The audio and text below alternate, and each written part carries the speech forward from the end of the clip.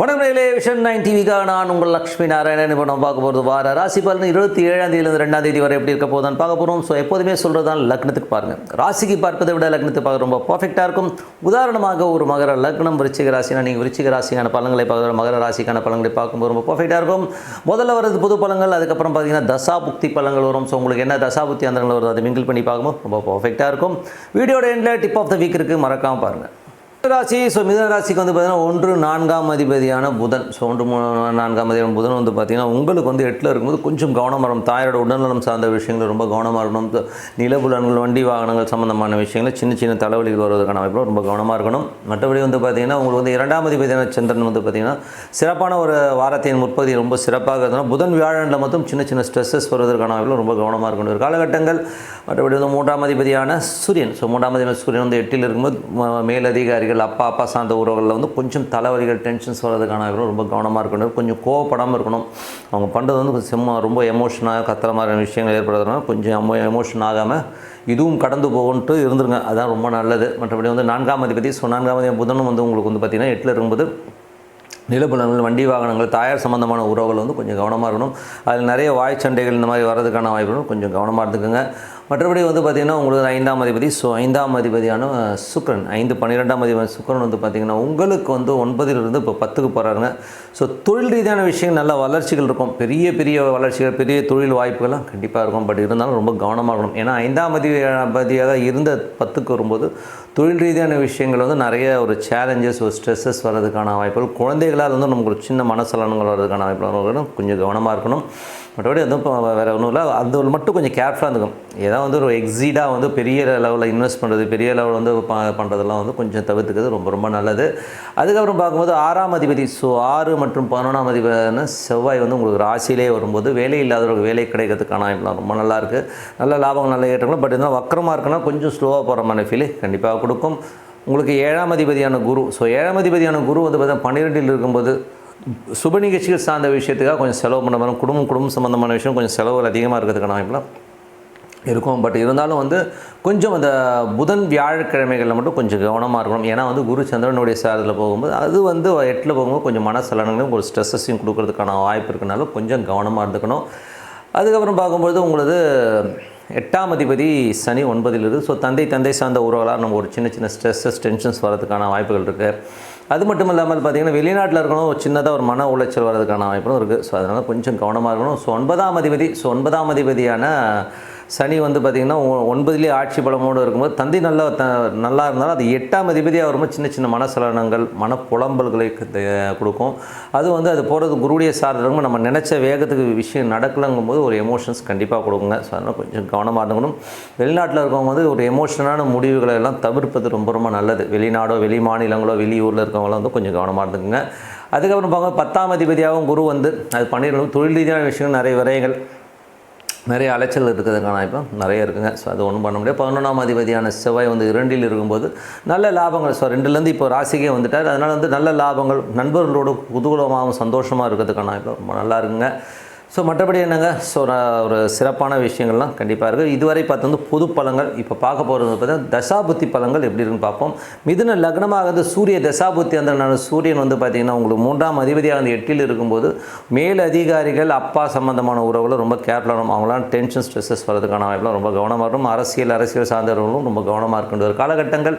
அதுக்கப்புறம் மிதுன லக்னமாக சந்திர தசாபுத்தியான திங்கள் செவ்வாயில் மட்டும் கொஞ்சம் கவனமாக இருந்துங்க. ஏன்னா வந்து திங்கள் செவ்வாயில் புதன் வியாழனில் மட்டும் சந்திராஷ்டம காலகட்டங்களில் கொஞ்சம் சின்ன சிக்கல்கள், மன உளைச்சல் வரும். அப்போ என்ன பண்ணணும்னா முக்கியமாக ஒரு மீட்டிங் அட்டன் பண்ணோன்னா ஒரு தண்ணியில் வந்து சர்க்கரையும் உப்பும் போட்டு கலக்கிட்டு குடிச்சிட்டு போகிறது ரொம்ப நல்லது. மிதுன லக்னமாக செவ்வாய் தசாபுத்தி வந்து செவ்வாய் வந்து பார்த்திங்கன்னா உங்களுக்கு ராசியிலே இருக்கும்பொழுது உங்களுக்கு வந்து வேலை இல்லாத ஒரு வேலை கிடைக்கிறதுக்கான வாய்ப்புகள் ரொம்ப நல்லா இருக்குது. நல்ல லாபங்கள், நல்ல ஏற்றங்களாக இருக்கும். பட் இருந்தால் வக்கரமாக இருக்கும், கொஞ்சம் ஸ்லோவாக போகிற மாதிரி ஃபீலே கண்டிப்பாக கொடுக்கும். மிதுன லக்னமாக ராகு தேசாபதி. ராகு வந்து 10ல் இருந்து அவர் வந்து சனியுடைய சாரத்தில் இருக்கும்போது நிறைய அலைச்சல்கள், தொழில் ரீதியான விஷயம், நிறைய ட்ராவல், நிறைய அலைச்சல் பண்ணுற மாதிரியான விஷயங்களே கண்டிப்பாக கொடுக்குங்க.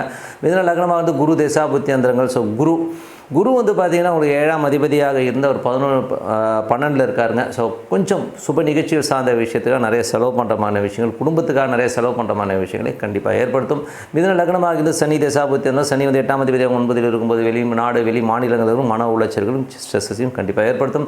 மிதுன லக்னமாக இருந்து புதன் தசாபுத்தியும் புதன் வந்து பார்த்திங்கன்னா 4ஆம் அதிபதி. ஸோ 4ஆம் அதிபதி வந்து உங்களுக்கு 8ல் இருக்கும்போது தாயாரோட உடல்நலம் சம்பந்தமான விஷயம், வண்டி வாகனம் சம்பந்தமான விஷயம் ரொம்ப கேர்ஃபுல்லாக இருக்கணும். மிதுன லக்னமாக இருந்து கேது தசாபுத்திங்கன்னா கேது வந்து 4ல் இருக்காருங்க. ஸோ 4ல் இருக்கும்போது தாயார் நிலபுலங்கள் சார்ந்த விஷயம், சின்ன சின்ன தலைவலிகள், ஒரு ஸ்ட்ரெஸ்ஸஸ் நமக்கு வந்து போகிறதுக்கான வாய்ப்பு, சின்ன சின்ன கலகங்கள் ஸோ கொஞ்சம் இருக்கிறதுக்கான வாய்ப்பெலாம் இருக்குது நிலபுலங்கள் சம்பந்தமாக. ஸோ அதெல்லாம் கொஞ்சம் கேர்ஃபுல்லாக இருந்துங்க.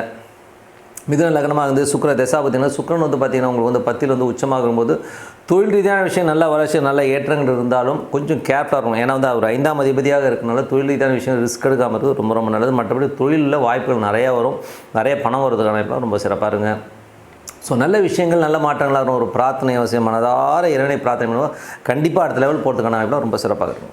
இந்த week so tip of the வீக்கில் நம்ம பார்க்குறது மாத்ரு தோஷம். ஸோ மாத்ரு தோஷம்ன்றது வந்து பார்த்திங்கன்னா இது வந்து தாயார் வழியில் வந்து ஜெனட்டிக்காகவும் வரும். அதே நேரத்தில் வந்து ஒரு சொத்துக்கள் சம்மந்தமான விஷயங்களில் வந்து ஏற்படுற ஒரு சின்ன பிரச்சனை நமக்கு அது தோஷமாக கன்வெர்ட் ஆகி வருங்க. ஸோ இதுதான் வந்து மாத்ரு தோஷமாக வருது. ஸோ இதில் வந்து மேஜராக வந்து என்னென்னா 4ஆம் அதிபதினு சொல்லுவோம். ஸோ 4ஆம் அதிபதி உங்களோட லக்னத்துலேருந்து ஒரு 4ஆம் அதிபதிக்கு ஒரு மாந்தி தொடர்போ இல்லை ஒரு 6ஆம் அதிபதி 8ஆம் அதிபதி தொடர்போ இருக்கும்போது அந்த மாத்ரு தோஷங்கிற ஒரு விஷயம் கண்டிப்பாக இருக்கும். அது வந்து சொத்துக்கள் சம்மந்தமான விஷயங்கள் இருக்கும்போது நமக்கு வந்து தாயாருக்கும் நமக்குமே நிறைய டிஃப்ரென்ஸ் ஆஃப் ஒப்பீனியன் வரும். ஸோ அம்மாவை விட்டு நம்ம பிரிஞ்சு போகிற மாதிரி விஷயங்களெல்லாம் வந்து இந்த மாத்ரு தோஷம் கொடுக்கும். சில நேரங்களில் வந்து பார்த்தா நிலை அந்த பூமி மனை வாங்குறதுலையும் பார்த்திங்கன்னா நிறைய ப்ராப்ளங்களை வந்து இந்த மாத்ரு தோஷங்கிறது கொடுத்துரும். ஸோ ஏன்னா 4ஆம் இடம்னும்போது அதையும் பாதிக்கும், இல்லை இதில் ஒரு பாதிக்கும் வச்சுமே ஏதோ ஒரு செக்டாரில் வந்து நம்ம கையை வைக்குங்கிறது தான் உண்மையான விஷயம். அதுவும் பார்த்திங்கன்னா சில ராசிகளுக்கெல்லாம் பார்த்திங்கன்னா 4ஆம் அதிபதி வந்து உங்களுக்கு வந்து பாதகாதிபதியாகவும் வந்துடும். ஸோ உதாரணத்துக்கு சொல்ல போனோம்னா கும்ப லக்னத்துக்கு பார்த்திங்கன்னா 4 9ஆம் அதிபதி சுக்கிரன் பாதகாதிபதி தான். ஸோ அந்த மாதிரி பாதகாதிபதியாக 4ஆம் அதிபதி வரும்போது இந்த தோஷம் வந்துடும். ஸோ இதெல்லாம் வந்து ஜெனட்டிக்காக வரும். சம்டைம் வந்து நம்மளோட ஃபோர் ஃபாதர்ஸில் வந்து ஏதாச்சும் ஒரு ஏடாகுளம் பண்ணியிருப்பாங்க, இல்லை நம்ம அப்பா அம்மாவே வந்து ஒரு சில தவறு பண்ணுறதுனால அதனால் ஏமாற்றி சொத்தை பிடிங்கி வைக்கிறது. ஸோ ஏதோ ஒரு விஷயங்களில் வந்து நம்ம மாற்றுறது, அம்மா வழி சொந்தத்தில் வந்து எவனா போட்டு தாக்குறது, சொத்துக்காக ஏமாத்துறது, இந்த மாதிரி விஷயங்களால் வந்து வர சாபங்கள் வர கோபங்கள் தான் வந்து மாத்ரு தோஷமாக மாறும். ஸோ இதுக்கு வந்து நம்ம என்னங்க பண்ணலாம்? ஸோ இதுக்கு வந்து காரகதை. ஸோ 4ஆம் அதிபதி தாய் சார்ந்த விஷயங்கள் வந்து நடக்கிற இந்த தோஷத்துக்கு பரிகாரம் அப்படின்னு சொல்லும்போது என்னை பொறுத்தவரை வந்து நிறைய நீர் ஆகாரங்கள், நீர் சம்மந்தமான பொருட்கள் தானம் பண்ணுறது ரொம்ப நல்லது. ஸோ இந்த நீர் மோர் கொடுக்கறது, தண்ணி பந்தல் வைக்கிறது, இந்த மாதிரி விஷயங்கள் பண்ணுறது ரொம்ப சூப்பர்.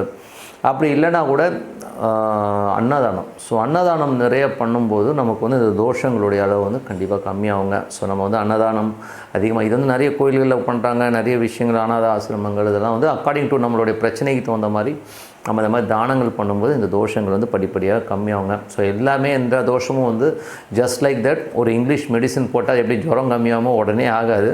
இது வந்து நீங்கள் கொடுத்துக்கிட்டே வர ஒரு நட்சத்திரமோ ஒரு கரணமோ அந்த ஒரு திதியோ சம்மந்தப்படும் போது இந்த தோஷங்கள் கண்டிப்பாக விலகும். ஸோ அதுவரை வந்து நம்ம வந்து இந்த தோஷங்களை வந்து என்ன பண்ணோன்னா இருக்குன்னா நீங்கள் இந்த பரிகாரங்களை வந்து கண்டினியூ பண்ணிட்டு வாங்க. ஸோ ஒன் பாயிண்ட் ஆஃப் வியூவில் வந்து பண்ண நமக்கு அது டிஃப்ரென்ஸ் தெரியும். ஒரு 10% 15% அப்படியே கம்மியாகிட்டே வரும். நெக்ஸ்ட்டு ஜென்ரேஷனில் வந்து அது இல்லாமல் போகும். ஸோ அதுக்கான ஒரு ஸ்டெப்பு நீங்கள் கண்டிப்பாக எடுக்கணும். ஸோ இதை வந்து நமக்கு வந்து நிறைய உண்மையான இன்சிடென்ட்ஸ்லாம் நிறைய இருக்குது. இன்னும் வரும் வீடியோஸில் வந்து உங்களுக்கு வந்து உதாரணமும் கண்டிப்பாக வந்து இது பண்ணிவிட்டு வாங்க. அன்னதானம் பண்ணிங்கன்னா அந்த மாத்ரு தோஷங்கிற ஒரு விஷயம் கண்டிப்பாக நம்ம விட்டு விலகும். அது மட்டும் இல்லாமல் ஈஸ்வரனுடைய மனைவி, ஸோ பார்வதியினுடைய சொர்ணாம்பிகை பாலாம்பிகை இருக்கும் இல்லையா? ஸோ அந்த மாதிரி மனைவி இருக்கிற அந்த சொர்ணாம்பிகை பாலாம்பிகை வழிபாடு பண்ணுறதும் ரொம்ப ரொம்ப அவசியம். ஸோ இந்த மாதிரி இந்த 2 விஷயங்களை பண்ணி வரும்போது கண்டிப்பாக இந்த மாத்ரு தோஷங்கிறது வந்து கண்டிப்பாக விலகும். பண்ணி பாருங்கள். பண்ணி பார்த்தீங்கன்னா நல்ல டிஃப்ரென்ஸ் தெரியும்னு சொல்லிட்டு உங்களிடம் விடைபெறுவது உங்கள் லக்ஷ்மி நாராயணன். வணக்கம்.